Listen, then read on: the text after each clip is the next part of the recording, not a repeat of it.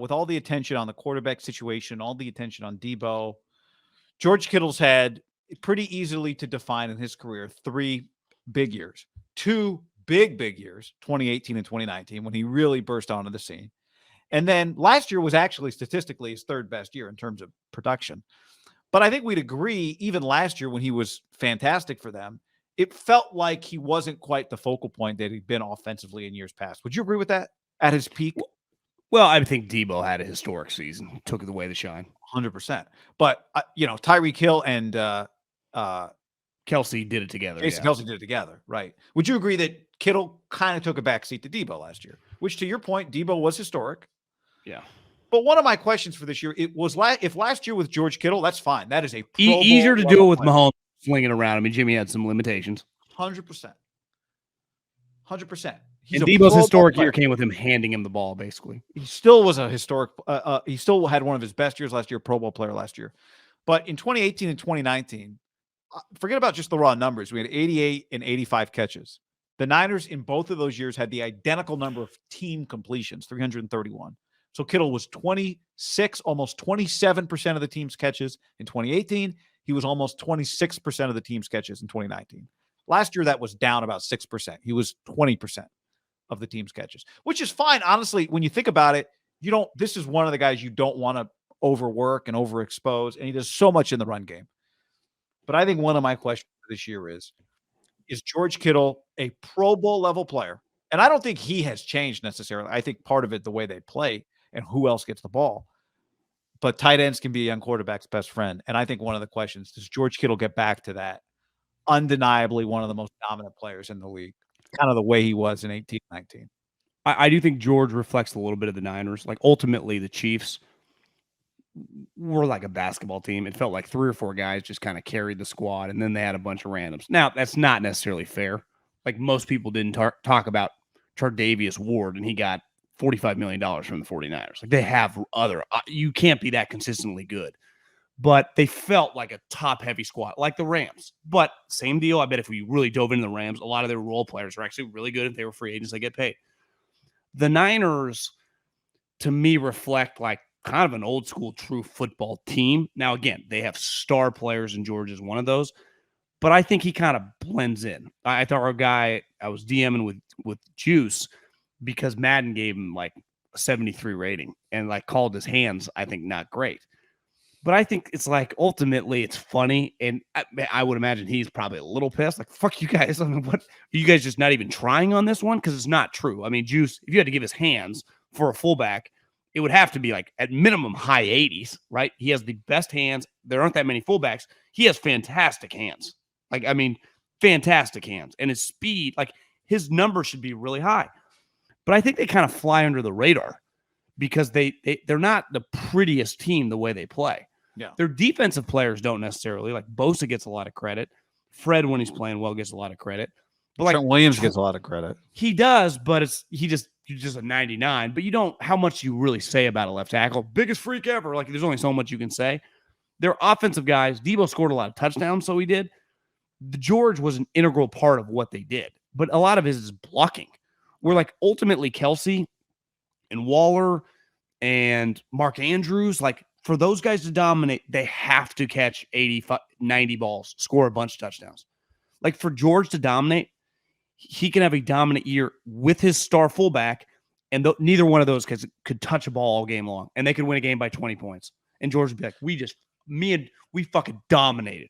And that, to me, is where George falls into that category of, like, he's really more – it's weird because he is so fast. He's a dynamic offensive player, right? But he doesn't have to do that to dominate. It's actually kind of reflective of the program that he comes from. Like, he is – like, if you told me, like, what's the ultimate Iowa football player, it's like guy that doesn't even need that much credit to win, to be a winning football player because he's tough, he's physical. Now, George is also built kind of like an Oklahoma guy because he can fly. You could throw go routes to him if you wanted to. The Niners just had a quarterback that struggled to do that, and maybe that changes now. But I think it actually speaks to how great of a talent George truly is because he can dominate on the line of scrimmage. I mean, Gronk was like that for a long period of time. Like, he didn't need to score a touchdown in the game to dominate. So that part, I agree with you. I mean, that part's not even a debatable. It's just a fact. But Also, I they do added think- Ayuk, and they added Ayuk's Ayuk. emergence. But I do think even if the volume is down, like the number of catches, part of them winning playoff games, competing for a championship, winning a division, all that kind of stuff, we've seen it. We saw it last year. George has to have big moments for them because he is a mismatch, right? Like he can do different things, and that's part of what makes him dangerous. Is you end up in bad matchups with him. He ends up with guys on him that can't defend him. He's a big target. He's physical after the catch. His presence on the field doesn't tell you anything about what the Niners are going to do offensively. So you still do need a lot of production from him because part of his value is that he does two things at an elite level, and you need to get the most out of him to get the ball catching at an elite level from him, right? Like 2 catches a game from George Kittle, 3 catches a game. Obviously, that's not what his numbers have been. That's not what I'm saying he's going to do. But that is when he's blocked really well and has 3 catches, you have underutilized George Kittle that day. Yeah. If he averages 4 for the season, though, that's, 70 catches, whatever, 4 times 17. Now, you could also say he's historically not played full seasons. Yeah, but I would say if he averages 4 catches a game, like, are you underutilizing his ability a little bit if he only touches the ball 4 times a game? But Kyle likes to run the ball a lot. I They know. have 2 other star wide receivers. It's just there's not an Look, put it this unlimited. way. Like this gets back to Travis Kelce and Darren Waller for a long period of time, is they didn't have that many other options. Like the Niners, and part of the Niners' other true option is like Kyle will run the ball 30 times a game. Yeah. And to me, George is their second best lineman when they run the ball. Trent's one. If he plays at that pace for the rest of his career, he'll have a great career and maybe win a championship, and he'll probably be a Hall of Famer, one of the most unique tight ends of all times. But he will not have put up the numbers that is reflective of his ability then. I would bet on him not putting up the numbers when it's all said and done for the Niners. When I think in 2018 and 19, he put up the numbers that were reflective of his ability. Now, You part have of his it is numbers just up, the way right? he How many looks. touchdowns did he have in those 2 seasons? Good question. I'm guessing they were 5 never- and 5. Yeah, he's never been Actually a had 12 sneaky touchdown guy. more touchdowns last year than he had in either. He had 6 touchdowns last year. Yeah. So they've gone to multiple NFC championships with him 5 and 6, right?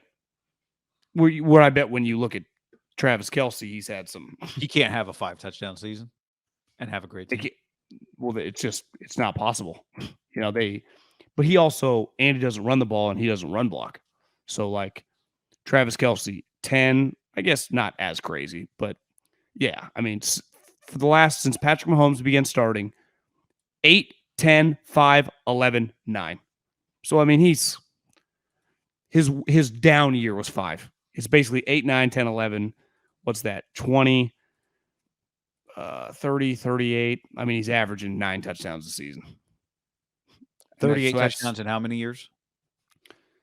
38 touchdowns. 4 of his last 5 seasons, I'm saying he's had 38 touchdowns. So in those 4 seasons, he's averaging about 9. And George is at 18. Yeah. In that same stretch. Yeah, Travis. So 1, 2, 3, 4, 5, 6, 7, 8. In 8 seasons, he has 57 touchdowns. And the other thing, Travis, and maybe this is part of blocking and the physical toll. I mean, beside that first season, Travis has only missed a couple games. He just doesn't miss time. Yeah. And I think Andy and those guys will tell you, like, we can't afford to have him be gone. And George has played 1 full year. And the Niners it's hard. I'm not saying you want to miss him, but they can't function without him. Jordan on the stream says that's why the best tight end argument goes in circles. You have heavy touchdown guys like Kelce versus elite blockers, less TDs, Kittle. I think if you could draft from scratch at both 22 years old, you would draft Travis Kelce above George Kittle. If you gave all the NFL GMs the opportunity to draft, Travis Kelce would go number 1. I do think George Kittle, just based if it did like MVP voting, would probably go number 2. But I think pretty easily Travis Kelce would be the number 1 pick if you could get both guys at 23 years old, right? Yeah, I mean, I agree, but I love George Kittle. I would take Travis Kelce. Now, if my coach was Kyle Shanahan, I would take George. See, and that's the thing is like I think anybody could take George. Like if you gave Andy Reid George Kittle would not block as much and would have more catches and more touchdowns. He would be sweet. Yeah. Right? I mean, he would put up better receiving numbers. Like, but again, when I take Travis over him, there's a decent chance he goes down as a top 2 or 3 tight end of all time. You could argue he's already in the mix, right? No. I'm not saying you're picking the wrong guy. I'm just saying George on that team would maximize his receiving ability. Yes. George would put up bigger numbers and maybe get hurt less. I don't know. Although he gets Like, hurt. If you gave Travis or if you gave George Kittle to an Arians offense, in Andy's offense, in just some of the spread it out, throw it around offenses, yeah, he would. Cliff Kingsbury, can you imagine him? He just use him in the slot. He'd just be their slot tight end / receiver. And they're really good in the red zone. Arizona. Well, who did they get and signed again? Was Ertz. Who would you rather have? I'll take George. And Ertz is a fantastic player.